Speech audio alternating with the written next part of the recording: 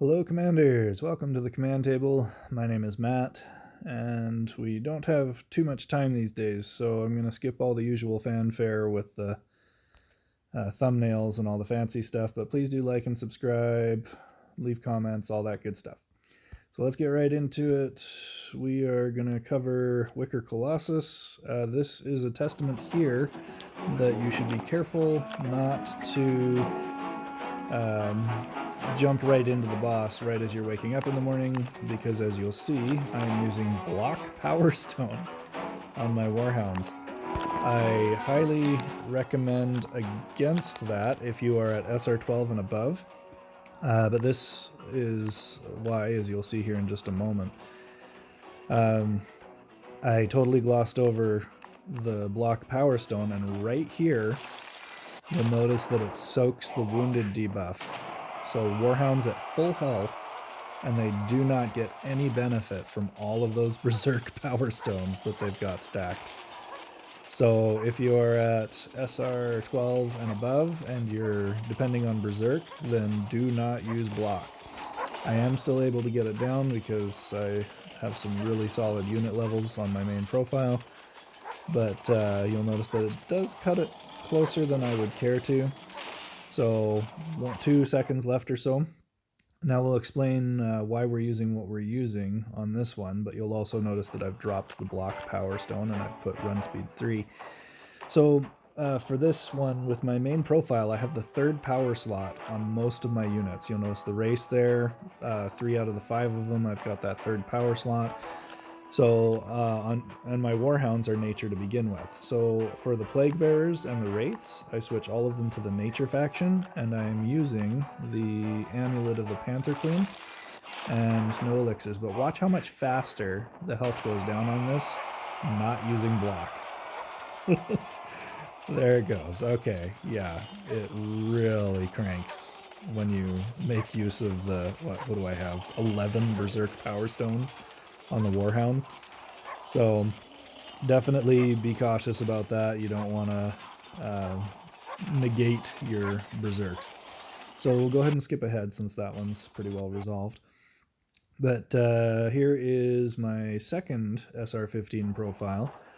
Basically the same setup, except for this one, I don't have the third power slot on anything except for one group of wraiths. And because of that, I opt...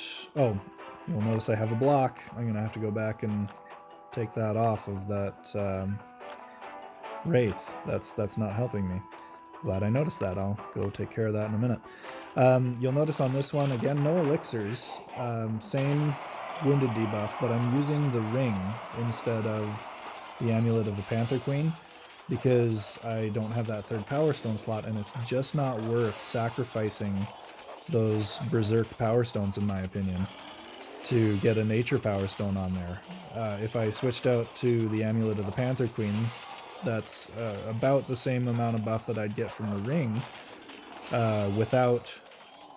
but with the nature power stone, you're losing one berserk power stone, which is 150% bonus damage, and that's throughout the entire battle. So I just don't see the wisdom, if you only have 2 power slots, of sacrificing a berserk just to get amulet buff. So that covers SR15. Let's do the quick SR12 here. Again, I'm going to run through the power stones. I've removed block from everything, I think. I guess I'll notice here in a second if I forgot it. But nope, no block, so we're good there. Berserk on everything where it'll go, and then run speed where it won't. Using the ring again for the same reasons as the last one. I just don't have the third power stone slot, and berserk is optimal. Again, wounded debuff on SR12 is going to get you beyond that 50% threshold to make sure berserk is active.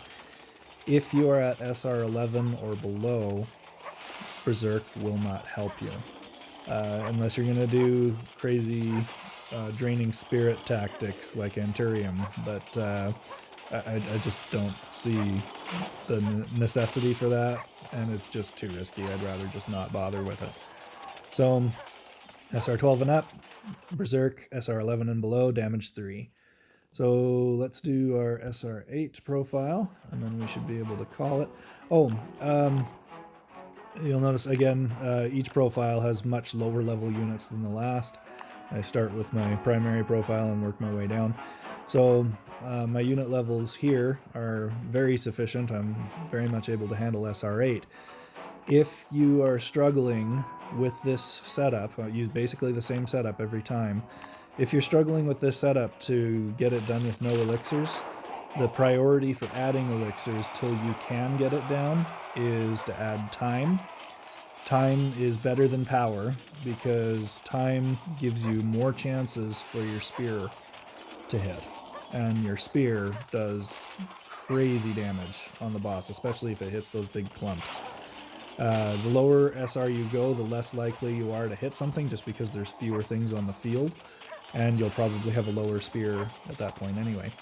But time is better because that's 33% increase in the duration of the battle as opposed to a 25% increase to the damage that your units do. So if you do a 25% boost to your damage, you're only doing that within the 30 seconds. It's just better to use the time elixir if you're only going to need one elixir to cap it off. If you do need to, add both, and you should be all set. So there you have it. Thank you for watching. Hopefully that helps you with your Wicker Colossus. Hopefully I'll be able to get more videos out here in the next several weeks, but this is just crazy busy for me, so thank you for your patience. Good luck, Commanders. Thanks for liking and subscribing, and we'll have more for you soon. Bye for now.